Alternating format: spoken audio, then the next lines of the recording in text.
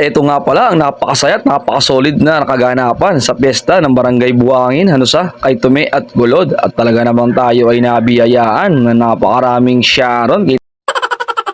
Kitang-kita nyo naman, napakasolid talaga ng kasiyahan tuwing may kapiyestahan. Pag talaga marami kang kaibigan at kakilala sa piyestahan ay hindi ka mawawalan ng maraming ulam. Talagang napaka-the best at napaka-solid naman ng mga kaganapan. Maraming salamat sa inyong lahat. Dito nga pala nagumpisa ang lahat sa Barangay Buhangin. Kasama ko nga pala dyan si Tutoy at si Bibo. At dito nga pala kami unang pumunta sa isang vlogger at content creator na si Tiga Isla ako. At nagkataon nga nandito ang mga sikat na vlogger at content creators na si Natalim Islander, si Buyok, si Isla Labs at si Marce. At syempre ito nga pala ang bahay ni Tiga Isla ako. At napakasaya nga nila dito sa bahay ni Tiga Isla. At sila nga pala ay naghahawak sa binyag. At yan nga ang bininyagan si Akira Kioni. Punta kayo kaya kay Jason, naabangan ka. Yan ang ating mga idol, content creators and vloggers ng Talim Island. At dito na nga naganap ang ating unang bara, konti lang para makarami. At syempre, di mawawala ang Sharon. Maraming salamat po kay Taga Isla ako. At maya-maya lang, nandito naman kami sa bahay ni Pitik ni Boss. Kay Boss Randel Rivera. Isa rin po yan sa vlogger content creator dito sa Talim Island. At syempre, meron agad tayong binalot pagkatapos natin kumain.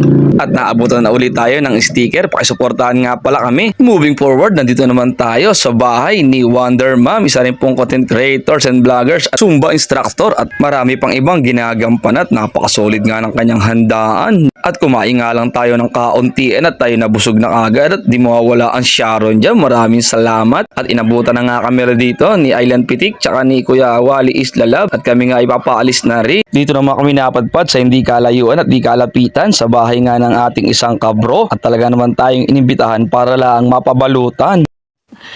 Sana all. Pagpasok nga natin ay merong nag-aawitan at napakaway pa nga sa ating vlog. At dito nga sa kabilang gilid ng kanilang hapagkainan ay natagpuan ng ating mga followers na nagkakasiyahan at napakaway na nga rin sila. At ito na nga maya-maya naabot na yung ating pinunta rito, ang Sharon. At isang mabilisan na paglipat sa kabilang bahay. Bahay nga pala yan ng ating kabro sa pagre-referee. At talaga namang tayo ay pinagpipilitang kumain kaso ay hindi nakakayanin dahil sobrang dami na ng kinain. Sharon na lang talaga ang ating ano dyan. Ito na ang bro. Ang ating Sharon no kay bro. Wow, technical. Maraming salamat sa ating Sharon no kay bro. Salamat po. Meron po akong napadpad naman tayo dito sa bahay ni Kagawad na ating dating nahanguan at kami ay hindi napaghindian na kumain sa kanilang munting handaan. At talaga namang pulpak na ang tiyan. Itong si Bibo ay simangot na at wala na raw paglagyan. Maya-maya lang narinig ko may dadaan nga pala rito na banda. Kaya aking nilabas upang makita ang naggagandaan at nagseseksiyang dilag.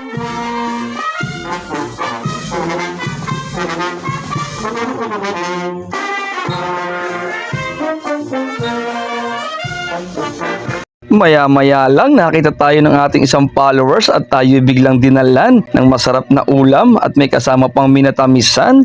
At syempre di magpapatalo yung ating kumare at kumpare na agad-agarang kagad tayong pinabalutan dahil hindi na nga kakayanin kumain pa. At si Bibo nga ay pawis-pawis na dahil sobrang kabusugan. At dito naman sa bahay ni Paring Fernan tayo ay naabutan at napakadako na nga tayo sa bahay ni Paring Kevin. Kitang-kita nyo naman ang kanyang summer outfit getaway. Nagkataon parehas pa kami na nakapang summer. Hindi ko lang pinapakita masyado yung aking outfit at agaran na nga agad tayong pinagahat. At pagkatapos nga ng pagkakain ay syempre meron na agad Sharon. Moving fast forward nga tayo mga kaidolo. Nandito na nga tayo sa bahay ng dati kapitan at pinuno ng aming samahang Team Barbie na official referees dito sa Talim Island. na si Sir Gerald Anyain.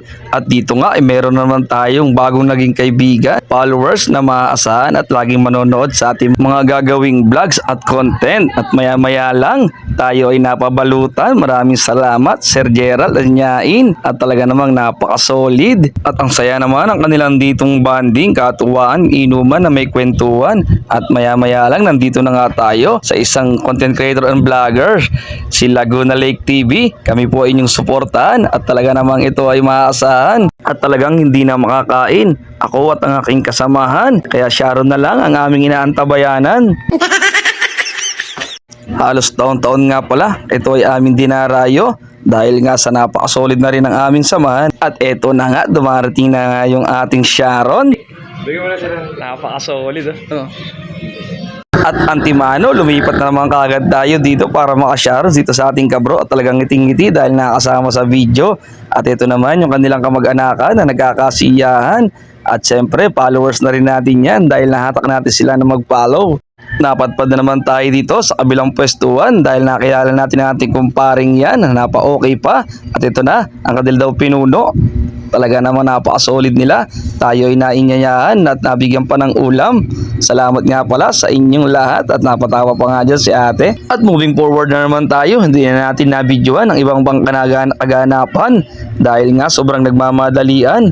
At pag uwi nga ay ating tinimbang, halos 7 kilo ang ating na Sharon. Talaga namang naging solid ang piyestahan kahit late na tayo nakapunta. Maraming salamat sa inyong lahat. Hindi ko na kayo maiisa dahil sa sobrang dami ay di ko na matatandaan. At dito ay ating binilang. At talaga namang nakakagulat ang mga pangyayari. Di mo akalaing ganito karami. Kahit na late na tayo nakadayo sa kanilang piyestahan, talagang solid pa rin ang ating naging Sharon. Maraming salamat po. At kung magustuhan nyo nga pala ang bidyong to, pindutin na ang follow, like and share na din. Hanggang dito na lang po mga kaidolo. God bless!